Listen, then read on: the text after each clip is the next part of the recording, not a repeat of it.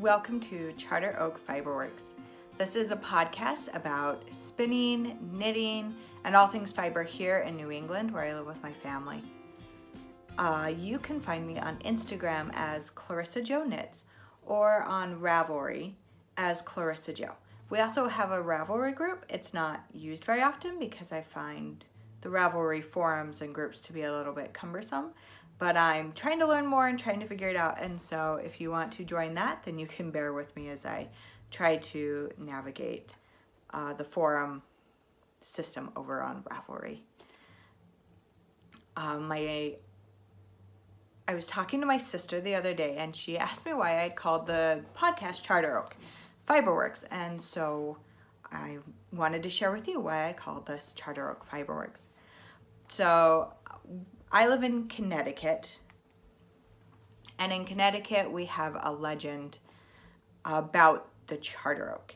And the legend says, this part isn't legend, this part's actually history, but King James granted Connecticut some autonomy in 1662 and allowed them to write their own charter. And when King James took over, he consolidated the colonies into the Dominion of New England, and that was a way for him to kind of gain a firmer control over the colonies.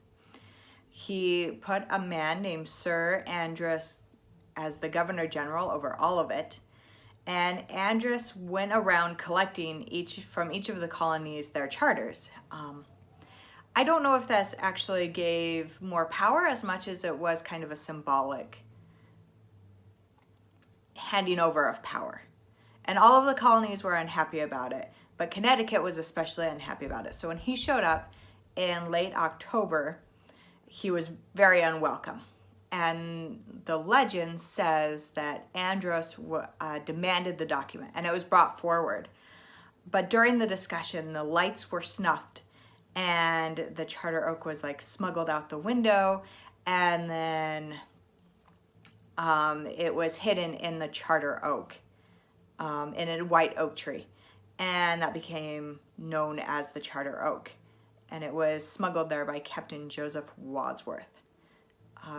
This is a painting of the tree that stands in a museum that is local to us, I guess. It's in Hartford. It's called the Wadsworth Athenaeum, and it's an art museum there. And I've got some fiber already in my nose.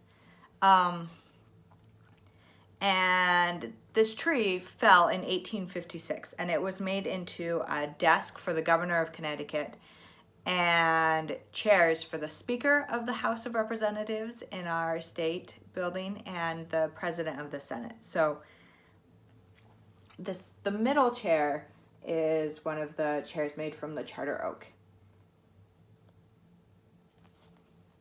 So that's just a little bit of history of the state of Connecticut and kind of why I decided to name the podcast Charter Oak Fiberworks. We like the story, we tell it here at our house. My kids have sat in the chair. They have when you go and visit the state house, the state capitol, and you go on a tour, they let you sit in the chair, and when you sit in the chair, you're supposed to make a wish. And so my kids have both sat in it and made a wish.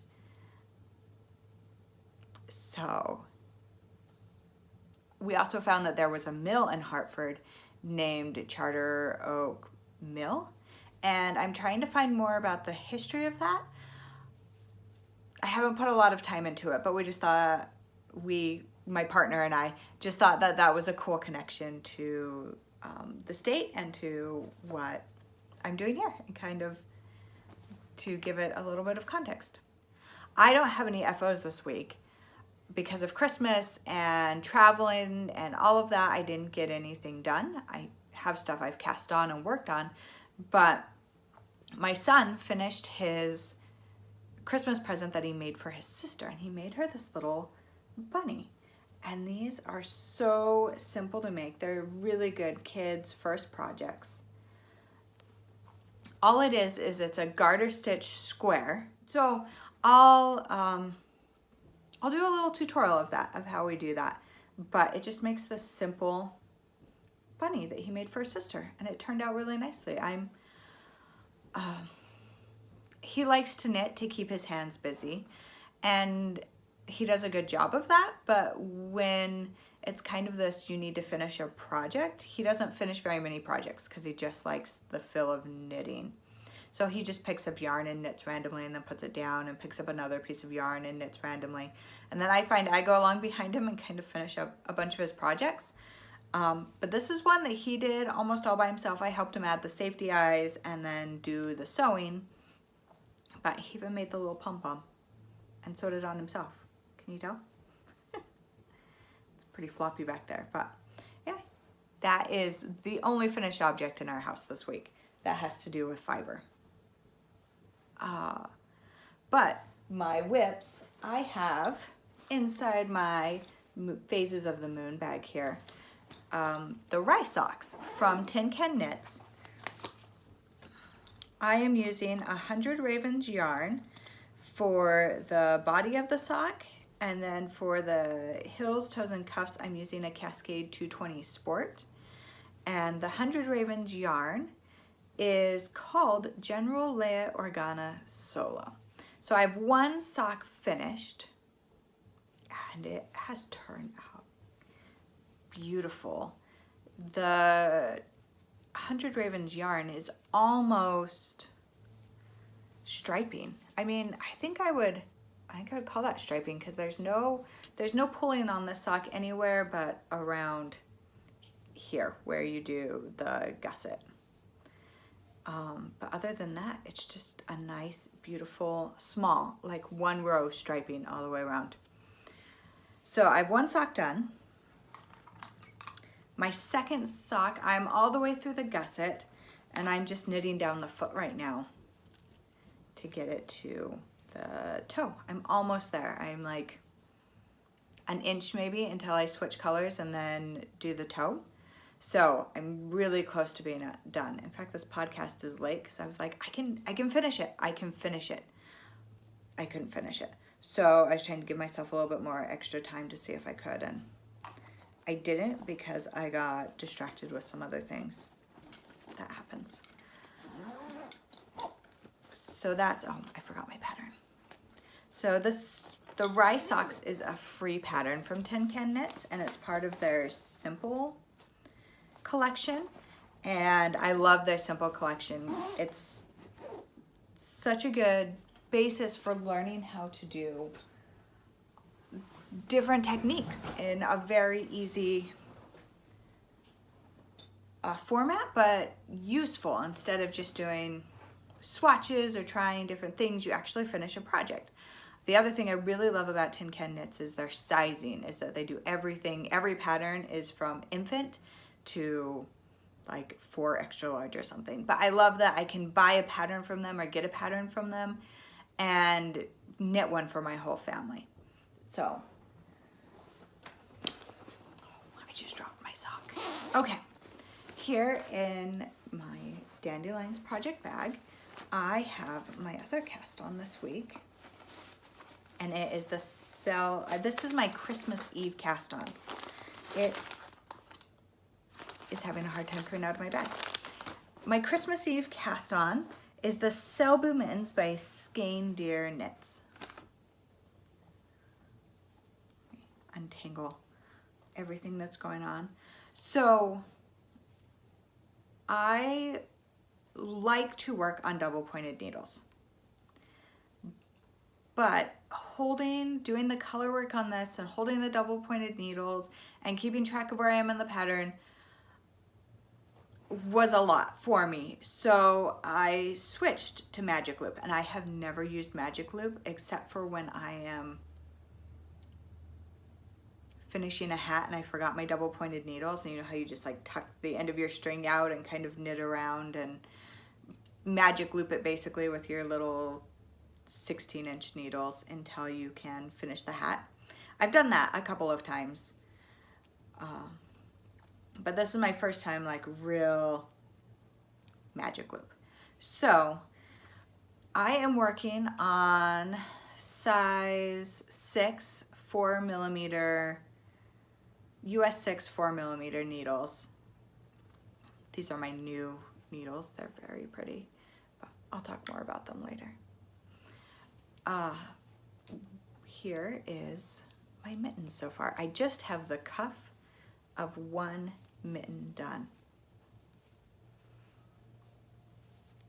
All right, and my stitch markers are from a phat fiber sample box that I ordered, and I'll talk about that also in my stash enhancement section. But they matched my knitting so perfectly that they had to come with me. Do you want to see? There's floats inside.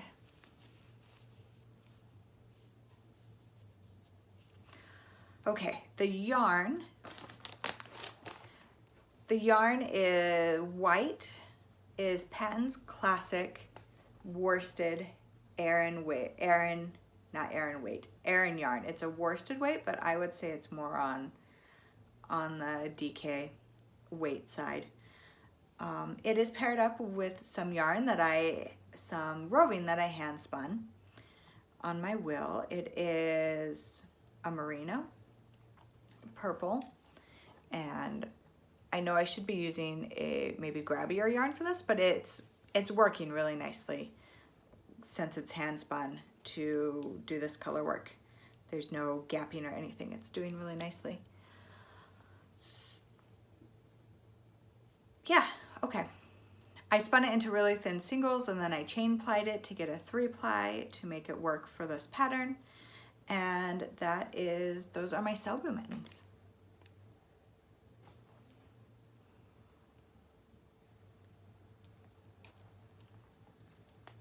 Sorry, I'm feeling a little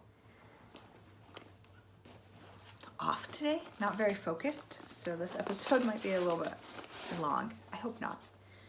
I hope it's okay for you to listen to me ramble on as I try to figure out things. My other work in progress is a spin. I have an ounce of 100% silk that I bought so that I could experiment with it, and so I have my first bobbin done of singles. I'm going to spin up 2 bobbins, and it is blowing out terribly. I'm going to, it kind of works. I'm going to spin up 2 bobbins of singles and then 2-ply them together. It was hard to spin, harder than I thought it would be. It's really pretty, really shiny and soft, but I found that it was very grabby. And so I ended up doing a long backwards draft, a supported long backwards draft, which means that I hold my hand on, I pinch kind of the base of the yarn, and then I pull back, and then I let it all through. And then I kind of pinch and pull and go, basically. So I ended up doing that, and that helped, but it was, sometimes I would get stuck and I would stop and kind of loosen up the fibers a little bit and pull them, draft them a little bit beforehand so that I could get a good draft. So it's not as consistent as I would like it to be spun, but it's been an interesting experiment. We'll see if my second singles is a little bit smoother to work with now that I have kind of figured it out a little bit. I don't know if I'll ever spin 100% silk again. I think I'll probably end up blending that. I really liked the bamboo silk wool blend for spinning. It shed a lot, but it was very nice to spin up. So yeah, I'll spin some silk blends, but probably not 100% silk again, unless it's a really amazing fiber that I find that I fall in love with. But I think I'm gonna leave it at this and call it a good experiment. Okay, that's all I've worked on for the last 3 weeks. I podcasted early last time, and I'm doing it late this time, so I think it's been 3 weeks, and that's all I've done. That's not all I've done. That's weird to say. That was not right. That's not all I've done. I've done a lot of things, but they've mostly been, I've been in Iceland, and then I have done Christmas, And I have worked a lot this week.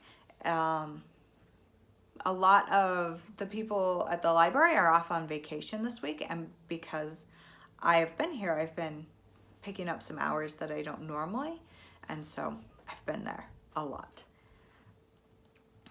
Okay, but let me get to stash enhancement, because this is where I have a lot of, and it's not even all from Christmas. So let's talk about my trip to Iceland, because it was amazing. It was beautiful all the time. The light there was amazing all the time. It was like purple and blue and pink all the time. So I'm looking out my window because it's snowing right now, and it's very pretty, but it's not the same as Iceland snow, which is just, the colors were amazing. And I saw the Northern Lights twice. We saw the Northern Lights twice. And it was on the same night as a meteor shower. It was awesome. It was so cool. And I was so excited. That's all I wanted. That's all I wanted, was to see the Northern Lights. So,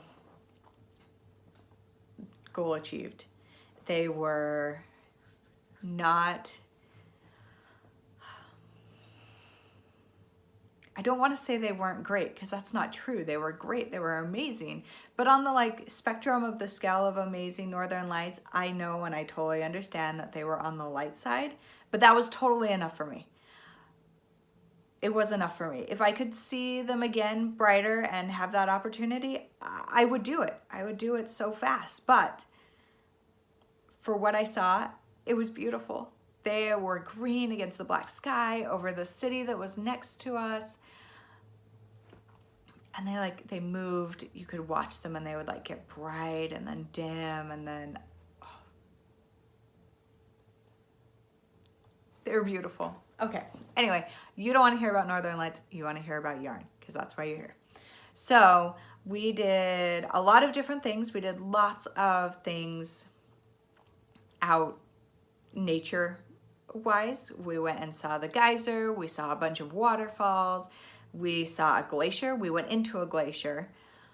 That was cool, that was really cool.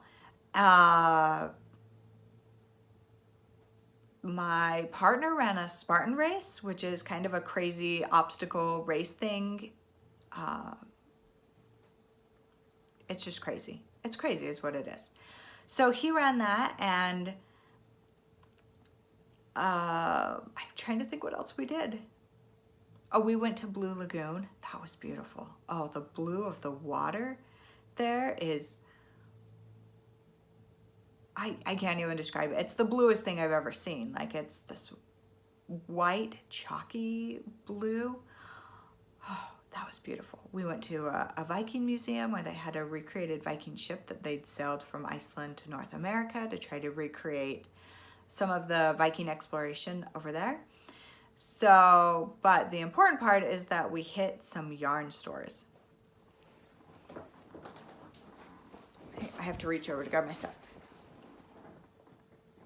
The first yarn store that we went to was in Reykjavik, and it's called the Hand Knitting Association of Iceland, and they have this, they gave us a cool bag. So, yeah, I'm like, another bag, I need another bag.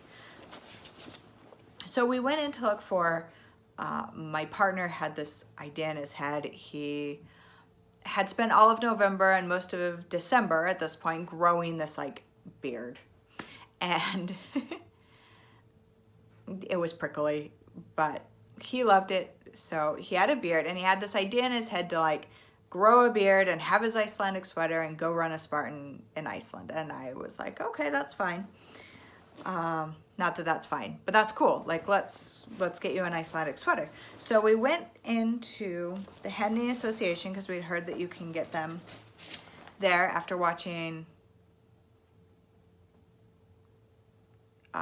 the Knitting Expat podcast. She went to Iceland and she talks about it, and on her blog she does a podcast from Iceland, and so we watched that so I would know where to go, but also it helped us to find things. So we went in there and we bought a sweater, and this is his sweater. It has the details on the cuff and at the bottom, and then the colorwork yoke at the top. And this is not soft yarn. It is very prickly, and I did not get one because I think that my skin on my neck is a little bit too sensitive for this, but he can wear it. Although occasionally he'll be like, it itches, and he'll take it off at home when it gets too hot, but when it's cold, I don't think he even notices because I think he just enjoys being warm. So that is what we got him, and it is beautiful. It is 100% Icelandic wool, and I assumed that it was handmade in Iceland by people in Iceland, but we talked to another knitter in Iceland, and she said that sometimes they don't, but I'm going to choose to believe that ours was made by Icelanders in Iceland. The other thing that I got there was some lettlopi, because I would like to make a baable hat, and I want to make it out of Icelandic wool. And you're probably saying, like, how can I wear the Icelandic wool on my head if I can't wear it against my neck? And I might not be able to wear this hat, but I wanted to make it anyway. So I got this green for the grass, and then a white for the sheep, and a black for the details of the sheep, and this blue. They are beautiful together. I just love them together. Let me see if I can, maybe if I do this. So that's not my next cast on, because I have other news for you later, but it's a cast on that's coming up soon. So this is lettlopi. It's from Lopi, which is the only mill or big mill that makes yarn out of Icelandic wool. And lopi means unspun, and the lettlopi is spun it has hardly any spin to it at all. And it is 100, I just looked this up, 109 yards per ball. So hopefully I have enough, because I just got one ball of each, hoping that I have enough, because I didn't have the pattern in front of me and I didn't have internet to look it up. So hopefully I have enough, or I'm gonna have to be doing some modifying to the pattern and maybe making one for my daughter or a toddler. Who knows? After the next woolly stop that we made was on the Golden Circle, and the Golden Circle is, I grew up near Yellowstone, and so I feel like the Golden Circle is the Yellowstone of Iceland. Like, it has the geyser on it, and the waterfall, and the crater, and all sorts of just kind of these natural geothermal places. And so to me, it feels like the loop that goes around Yellowstone. So we are there, and we're driving home at night after seeing,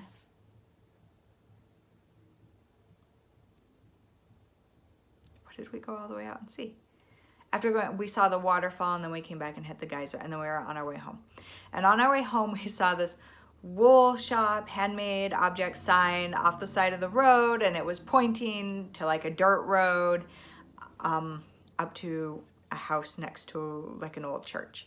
And my partner was like, hey, let's go check it out. And I was like, it's dark, why not? Like, let's go check it out and see what this is. So we went off.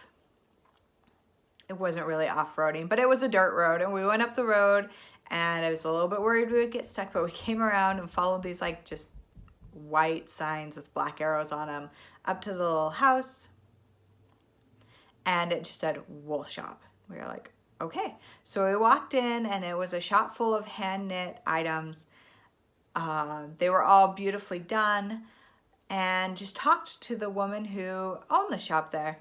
Her name is Arna, and she was so nice to answer all of my questions. She just talked to me about the wool and the patterns, and she said her family makes all of the things for her shop, her and her family, and that is how she gets her items that she sells there.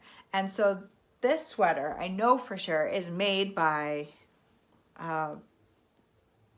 in Iceland and is handmade.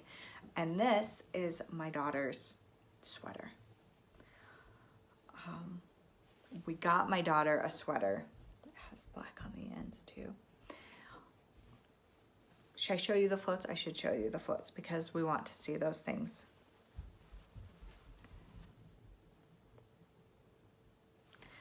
So my daughter was freezing the entire trip. She had everything that we all have, but she just doesn't deal with the cold as well as my son and my partner do. So she was just cold.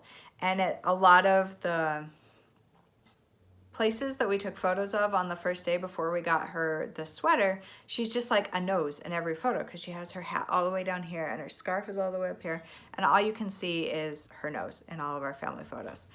So we got her a sweater to help her stay warm, and it made a difference to have the right wool in the right environment.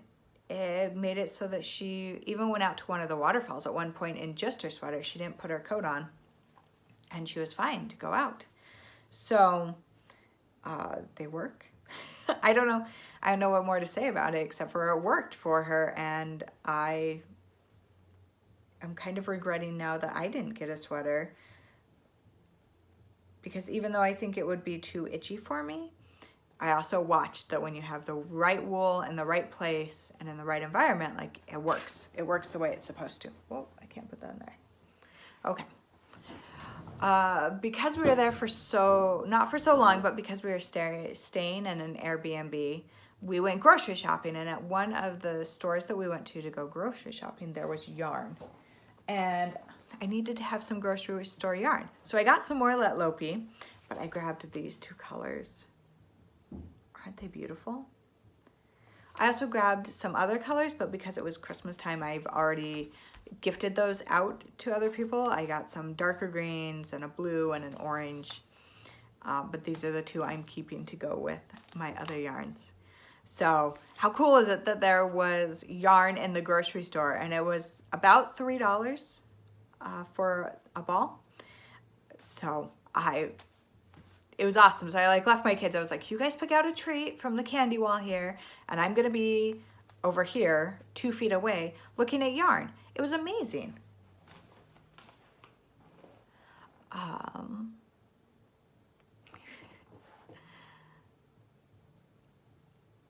Okay, the next place I went to was outside of a town called Selbu, which I know I'm pronouncing wrong. But if you want to Google it, it's Selbu, is what it looks like. So outside of Selbu, there is a wool workshop called Thingborg. And that's also not going to, I'll put it down on the bottom because it's pronounced Thingborg-ish. I mean, I don't speak Icelandic, so it's close. But the TH sound has a letter that looks like this. So if you type in Thingborg, you'll be able to find it. Anyway, so there's a wool workshop outside of Selbu called Thingborg. And there they have kind of the same thing that was in the Hand Knitters Association, but kind of a little bit more. So they are a society that works with wool, and they sell stuff there, and they sell all the things they make, and then they have natural dyed stuff, and then they have some roving and different things like that. It's a little bit more in depth. And the big thing that I got there is I got some washed, unprocessed lamb's wool. And let me start at the beginning. So I walked in and there are these 3 baskets of wool there. And I was like, oh, this is what I'm looking for. I want to take this home with me. So I went up, and after I'd kind of walked around the store, I went over and I asked how much it was. And so she's like, oh, it's $67 for a kilogram of wool. And I was like, how much is a kilogram? Because I don't know. I can't visualize that or anything. And she was like, oh, it's about, she's like kind of putting her arms in the, and I'm like, okay. And she's like, and you squish it down to go in your suitcase. And I'm like, I still can't picture it. So I'm like, but it doesn't matter, because I am here to get some Icelandic wool so that I can spin it. I want to try it out. I want to spin it. And I didn't want roving already made. I wanted to process it myself. It's nice that this is already washed, because let's be honest, that's the worst part of the whole thing. So it's washed. So I went and I grabbed, there were 4 different colors. There was like a brown and a white and a black, and then this gray, but the gray was like white fell with like black tog. Icelandic sheep have a dual coat, which means they have a like downy, fluffy, soft next to their skin, and then they have a long, more hair-like hair that comes out. So they have the stuff that's next to their skin, and the like fluffy, downy part is called thell, and the long hairs are called tog. And their staple length can be up to 18 inches. Like, it can be quite long and amazing with the tog. So, oh, here, I have a little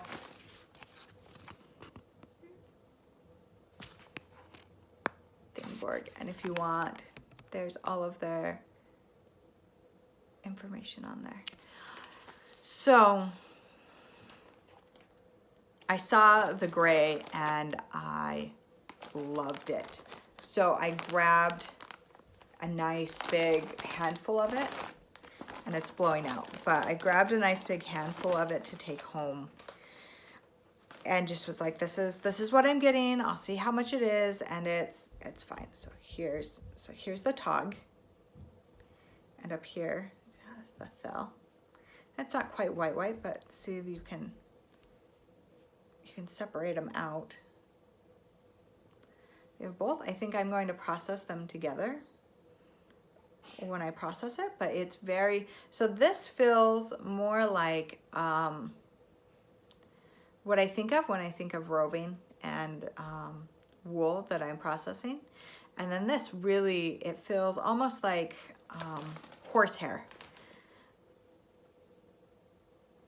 like part of their mane, like a tail. Feels like. So it's very interesting. It's beautiful. So I grabbed a bunch of that, and I ended up grabbing 5 ounces. When I came home, I measured it. I ended up grabbing 5 ounces of that, and it was like $5. And I was like, oh, I can afford more of that than what I thought I could. So I went back to the baskets, and I got a little bit of each color. So I have black,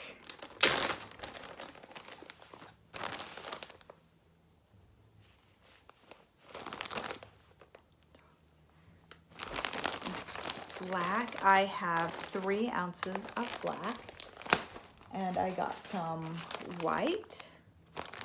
I need to pull it out of the bags, I'm sorry.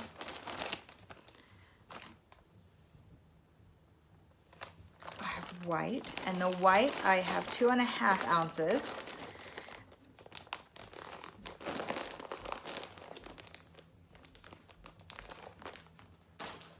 And then I got brown, and this I only grabbed 2 ounces of. Maybe subconsciously going with my favorite colors, but I do love this. Brown is so beautiful too. So just what I grabbed when I was grabbing chunks out. Oh, look at that. I will let you know how it goes as I work through this. Because it's Icelandic wool and I am so excited to work with it. Okay, I went to one more yarn store. And this is another yarn store that, well, another place I can't pronounce. So I'm going to hold up the bag. Sorry, I'm sorry for the crinkling. All right, I cannot pronounce it. But it was more of I would call more like a regular, like American yarn store. It had the lettlopi yarns in there, lots of lettlopi yarns, but it also had like Malabrigo and now I'm blanking, but just kind of yarns that I have access to all the time. So what I found there though, is I found volcanic rock buttons. So you're not going to be able to see them in great detail, but they're made out of the volcanic rock in Iceland, and they have little holes drilled in them to make them buttons. And I don't know what I'm going to do with them yet. I got 2 of them, thinking maybe like on a hat, like right at the brim, to add a couple of buttons on, but I don't know for sure yet. Okay, so that was what I got from Iceland. And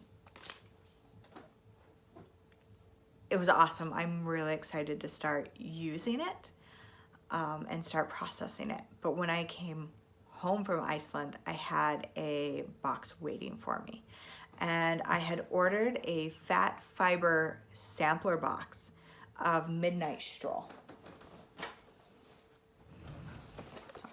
Here is the sticker. And my box.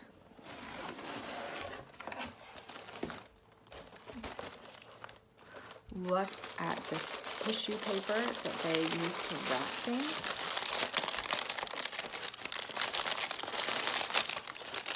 It's got little stars on it. So this is the Midnight Stroll box. And a couple of things I'm excited about are the stitch markers that I've already used, which they are from a shop called Lima Pop Shop. The stitch markers. And then look, I mean, I got a ton of stuff, a couple of stitch markers, buttons, a pin. This is another stitch marker that I got that I love from my box. It is from a store called Story Yarns and Beads, and it is a deep gray shell pearl.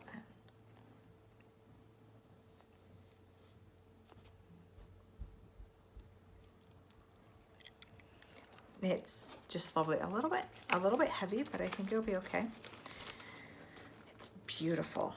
A couple of other things. Lots of fiber in this box. A couple of yarns. This is from Ballyhoo Fiber Emporium.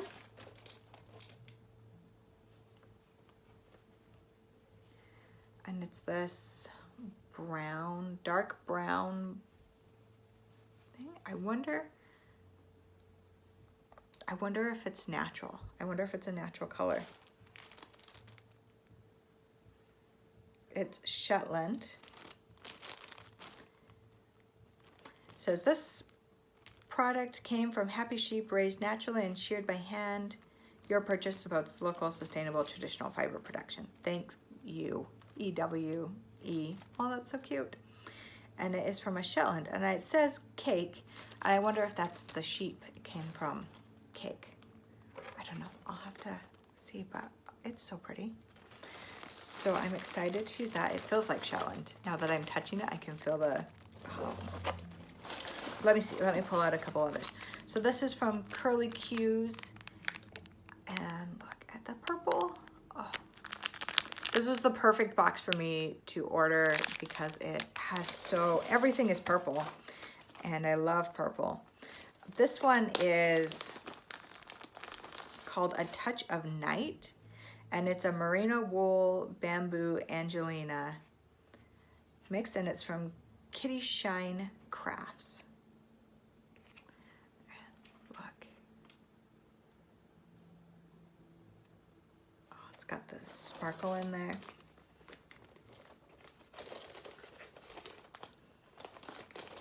No, I'm very impressed with my box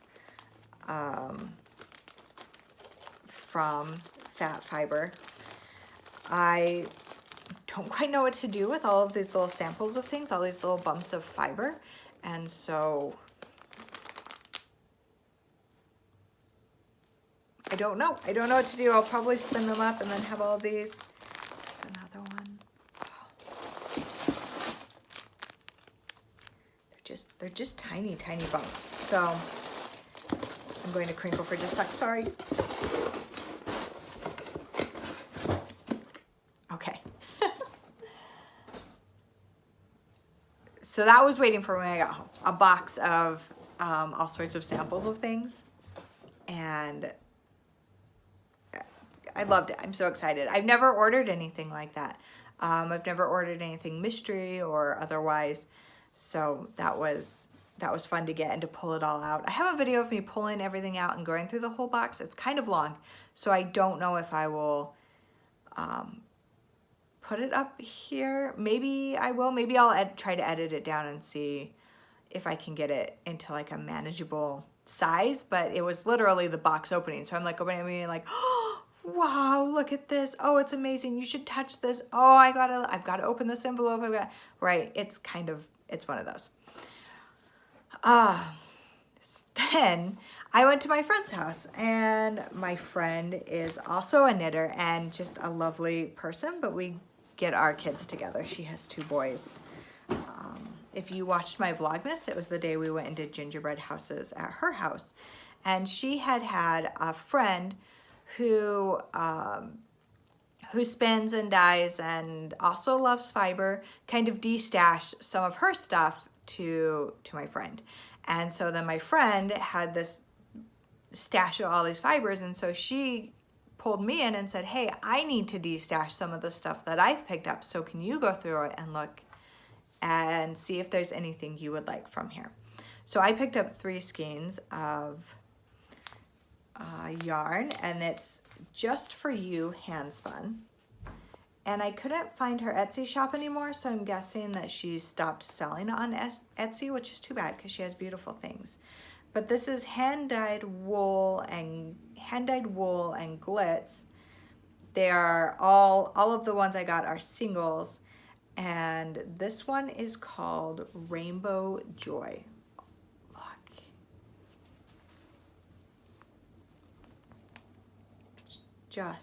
It's just beautiful. Rainbow Joy. Then I picked up Wine Berry. Look at how deep the colors are in here.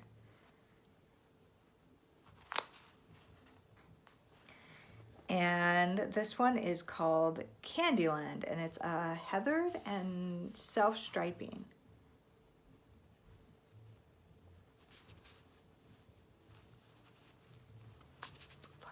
Little sheep she has on there.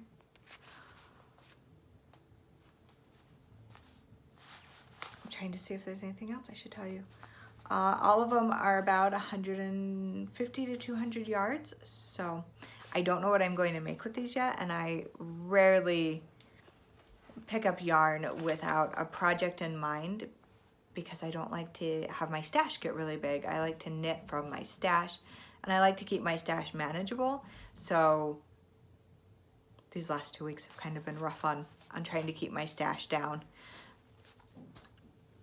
Okay, two or three more things. All right, for Christmas, we started to do the Icelandic tradition of books on Christmas Eve. And so the book that I got is Women's Work, The First 20,000 Years by Elizabeth Wayland Barber. And I've already read a lot of this book. I got it from the library and I was reading through it, but it's so dense would probably be the best word. It has so much information in the pages, even though it doesn't look like that big of a book. But because of how much is packed on these pages, I could only read for a little bit before I had to be like, oh, I have to think about that. So I was working my way through and I had renewed it way more times than I probably should have and then I had a late fine on it because I was overdue. So I finally turned it back in and I didn't get to finish it. And I was like, I'll check it out again in a little bit later and let it I'll check it out again and read some more. So I'm already this far, which looks really far, but I've actually like only read a chapter since I got it.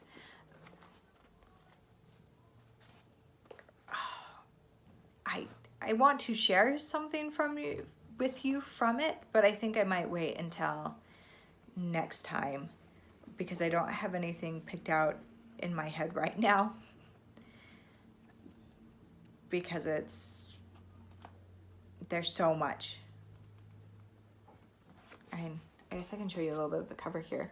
So here's the cover and it shows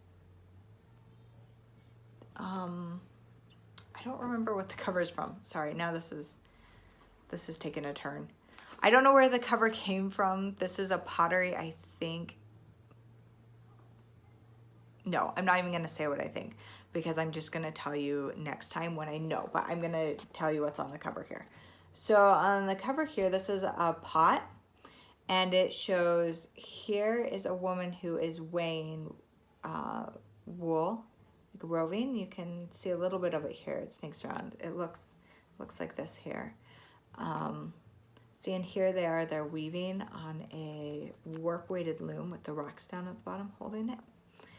And then she is cleaning or prepping fiber. And then the woman here on the corner, she is spinning it. There's her drop spindle and she's spinning it. And then there's the back has reviews instead, so you can't keep seeing it. But amazing what she shares and has been so helpful to me to know the history of fiber and kind of the things that women were doing in history that we don't talk about or we don't have written down or anything like that. And this is what they were doing. They were prepping fiber and making fabric, and it's incredible. If you get a chance to get your hands on a copy of it, read it one chapter at a time because it's hard. It's hard to read. Not that it's hard to read. That was wrong. It's not hard to read. It's easy to read. It's just a lot of information, so you read it and your like mind is kind of blown a little bit. She tells some stories from the Bible and she explains what those stories have to do with fiber and things that I had grown up hearing the stories for, but had no idea that they were connected to fiber or anything. And this showed me how it's all connected, and that was amazing. All right, my last thing, promise, and then I'll be done. But let me share with you, I'm going to admit something that is maybe just a little bit embarrassing to me, but it shouldn't be. It shouldn't be. It should just work. So I learned how to knit from my partner 11 years ago while we were in college. And I had ADD and I couldn't sit through my college classes really well. And he taught me how to knit, and I've kind of knit ever since. Just anytime I have to sit and listen for a long period of time, or anytime I'm just sitting, plus when I'm at home, I like to create. But it helped me to be able to refocus and to be able to listen to my classes. So he taught me how to knit. And he had learned in 6th grade from a class that he didn't sign up for his like elective classes in 5th grade to learn something. They had all these different choices and he didn't sign up, and the only spot left was knitting. So he learned how to knit in 6th grade, taught me. I could only make scarves and blankets and washcloths for years. I was perfectly happy to just knit square things forever, I thought, which is where I am with crochet. So maybe that'll change, but I thought that I was perfectly content to do that. And then I had a friend from college who was out visiting me here in Connecticut, and she let me dive in with a crazy hard project. I love her, but she is crazy. I don't know why she let me start this way. So I wanted to make a hippo from Susan B. Anderson's book, Itty Bitty Toys. I wanted to make a hippo for my son. I'd never knitted in the round. I'd never even heard of double pointed needles. That was like, I'd seen circular needles to make like hats and stuff, but I don't know why a friend wasn't like, let's start with a hat. Like, no, she let me start with this hippo. And so we went and we bought double pointed needles. I couldn't find a yarn in a DK weight that I liked. So she let me buy sock yarn and hold it together two strands at a time to make a hippo toy on the round. Tiny, size 5 needles, but the hippo in the end is only like a foot. So here I am learning all of these crazy things, and she just lets me do it. And I did it. The hippo has since like disintegrated. Like, I don't even have anything left to be like, here's a little piece of him or anything. I have a picture.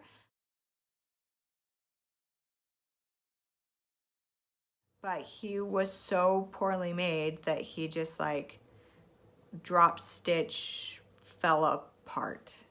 He no longer exists. He's a pile of fluff somewhere. So that's why I learned how to knit, and that was 8 years ago, 7, 8 years ago.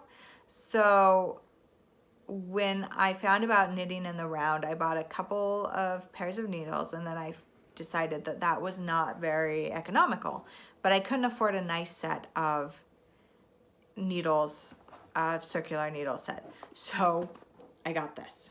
It's a Denise interchangeable needle set, and they are plastic. And I have been using these for the last 7 or 8 years. I still have all of the pieces. Nothing has broken. All of my cables work. Everything still works on this set. So I don't know why I'm so ashamed of them. I shouldn't be, because they totally work, and they have knit so many beautiful things.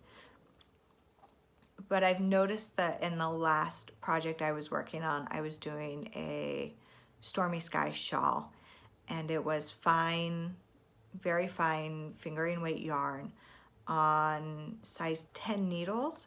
But when I was pulling my needles through, sometimes my attachment would twist on my 10s and pop off. And lace knitting a shawl on fingering weight with large needles, like, it was a disaster. And so I powered through that project with my thing and just being very careful, popping it back together when I could. But my joins are starting to go, I think.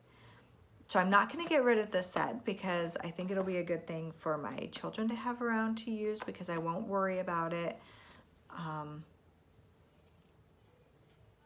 This is stamped February 12th of 2010. I don't know why, but that must have been when I bought them 7 years ago. Almost eight. So that's the knitting needle set that I have been working on and with for years. And I finally, for Christmas, I upgraded, and it's not a, I'm excited by these. So I picked up, not that I picked them up, my partner got me these for Christmas. They are the Knitter's Pride Dreams. So I got the interchangeable circular set, the deluxe set. So it has all of the needles from size 4 to size 11 and has a few cables and the lock, the key, I don't know, the key? The part that you use to kind of leverage in to make sure it's nice and tight. I've already started using them and they are wonderful. Oh, they're so smooth and they're so tight. The only thing is that because the cables are new, they're still all windy and everything like that, but I think that'll kind of wear off. But you can't make hats with this set because it doesn't have, they don't have a 16-inch cable to go with this set. So he also got me the special set, which has these little shorty needles and then 2 cables that make them 16-inch needles. So this one is from 4 to 10. And they're so cute. See, they're just tiny. So I'm excited to have these and to use them. And I love them already. So, okay, that is all I have today. I say that's all, but I've hit an hour in my recording and my last 2 episodes have been 30 minutes. So I've gotten a lot. I probably won't have this much stuff ever again to show for a stash enhancements section. Oh, but wait, I forgot something. I have signed up to go to Vogue Knitting Live January 13th through the 15th, I think. If I'm wrong, I'll put the dates down at the bottom. But I'm going to Vogue Knitting Live, and I have signed up for 3 classes and a lecture. I have signed up to do a class with the Tin Can Knits women. It's the Strange Brew yoke, learning how to design a yoke, and it is a 2-part class. So I'm going to be spending 6 hours on Saturday working on a sweater yoke or a hat. They said you can do a hat to learn how to do a test, a swatch. I think I'm going to try to make the body of the sweater and sleeves for maybe my daughter before then, because she's the smallest, and that way I can make an actual sweater that day. This will be the 3rd knitted sweater I have made Adelaide, but she's just lucky, I guess. Well, she's the fastest one to knit for, so that's lucky. So I'm excited to go take that class. And on Sunday, I am taking the Little Hedgehog class from Susan B. Anderson. Because, as you just learned, the first pattern I knit was from Susan B. Anderson. And I have her Itty Bitty Hats book, which is what I kind of learned to really knit on. The Hippo taught me how to knit a little, but making almost all of the hats in the Itty Bitty Hat book really taught me how to read patterns and how to do gauges and how to do all of that good stuff. So she's kind of like my knitting hero.